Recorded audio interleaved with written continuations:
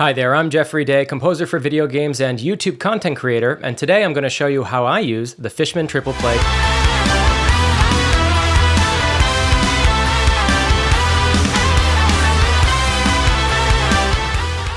If you want to hear a full version of the song that I'm going to be covering in this project, you should check out the link somewhere near this video. So the Fishman TriplePlay debuted almost a decade ago at this point, and since that time, players have been using it to track MIDI into their computer in lieu of a keyboard, maybe because they're not keyboard players, or maybe to get quick ideas down in MIDI form and then play around with sounds. I've even seen it being used as a teaching tool because the visual interface in the software has such accurate tracking that you can just throw it up on the screen. But for somebody like me who's comfortable tracking MIDI in a traditional way by clicking it in or using the keyboard, and as a person who's very interested in pushing the boundaries of guitar tone, I had actually bought a Fishman TriplePlay before I got connected with Fishman. And when we finally did get connected, the timing could not have been better because I had already figured out that the perfect pitch tracking of the TriplePlay can take an otherwise regular guitar performance and just catapult it into the distant future. We're talking sci-fi stuff, things that I've never been able to do before with a guitar in real time, but now I can. That's the kind of stuff I want to show you today. So let's jump in. Welcome to Ableton Live. If you listen to my song, you probably noticed that it switches up styles a lot, and it turns out that when you try to cover every use case of the TriplePlay in one song, that's what it ends up sounding like. So hopefully that's okay. Anyway, we're going to start with the big brass section at the beginning of the song.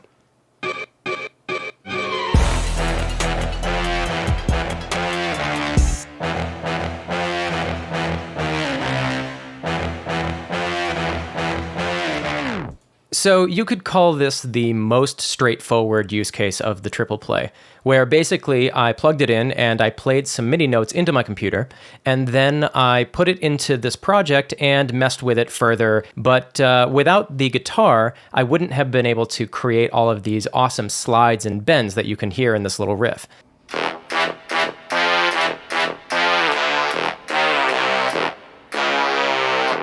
This is actually something I really like doing with the TriplePlay, which is to use sampled instruments like via Kontakt and doing things with the guitar that those instruments can't do, like sliding and bending. I think a perfect example of this is the piano part in the second verse, where the piano cannot bend or slide in real life, but it can when you use the TriplePlay.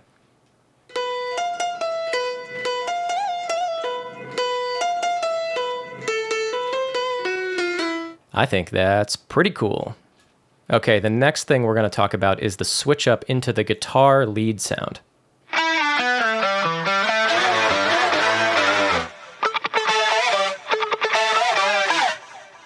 So this is probably one of my favorite things that TriplePlay allows me to do, which is to create these super expressive hybrid guitar tones. What you're hearing here is a regular crunch guitar layered with an instance of Massive X, where I programmed the velocity to affect how loud the synth is and what types of notes the synth is playing.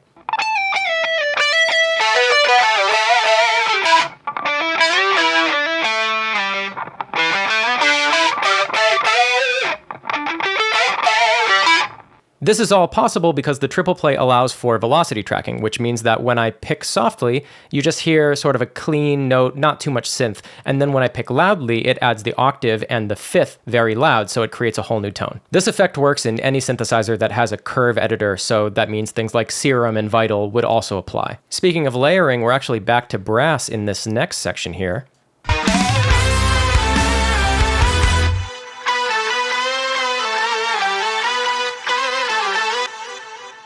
The lead tone for the chorus in this song is a combination of a quiet crunch guitar with some brass layers coming from a synthesizer. I think I used the Korg Triton here. The way that I was thinking about this lead tone is that typically synthesizers don't have that nice strong attack that a guitar does, when you strike the string with your pick. This tone has that guitar attack still intact, but then when the volume dips because it's a crunch guitar, the synthesizer sustain takes over and you get this loud brass tone that sort of carries the note.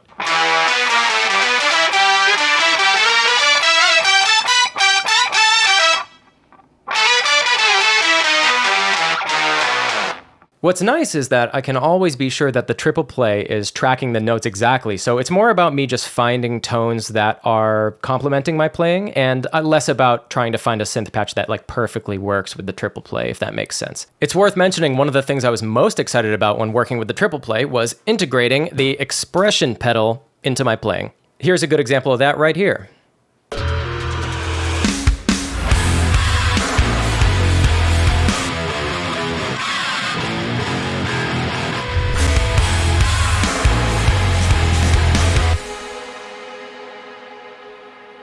Spooky. One of the fun parts about using synthesizers is that if you want to, you can just ignore MIDI altogether. You can have it play anything as long as there's input. So in the heavy part of this song, technically the TriplePlay is playing the entire time, but I'm actually using the expression pedal to trigger whether or not it's heard.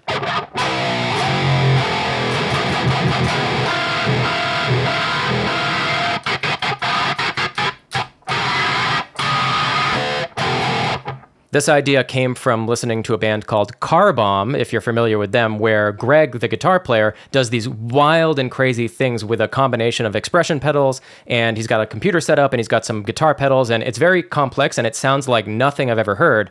And I was like, the TriplePlay can kind of do that too, actually. Now, it's probably going to sound different than Greg, but it's going to be whatever you want it to be. In fact, I highly recommend using something like a sequencer or an arpeggiator and just crossfading the volume with an expression pedal. You can play some crazy, crazy stuff. Mostly for sound effects in this case, but it could be notes too. It's up to you. Okay, last but not least, I'm going to show off the guitar solo here.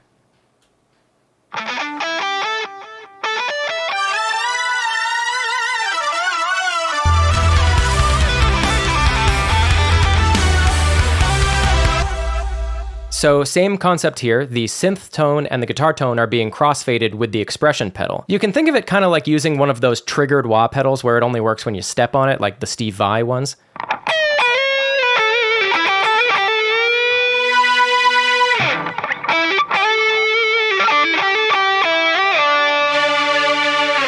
Again, because the TriplePlay tracks pitch so well, you can switch tones in the middle of a guitar solo, for example, and it will never miss a beat. You'll just get accents on the most important parts of that solo. The nice thing about all of these concepts is that they can pretty easily be translated into a live rig if you're comfortable bringing your laptop to the venue. All you really need is a consumer-level audio interface, kind of like the ones behind me here, and the latency is very low. It's acceptably fast to play live. I know for some folks it's a little bit of a weird setup, but it's worth experimenting. Give it a try, see if you like it. So, these are just a handful of ideas that you can try when making music with the Fishman TriplePlay. I'm Geoffrey Day. You can find me on Instagram or Twitter if you have any questions. Have fun.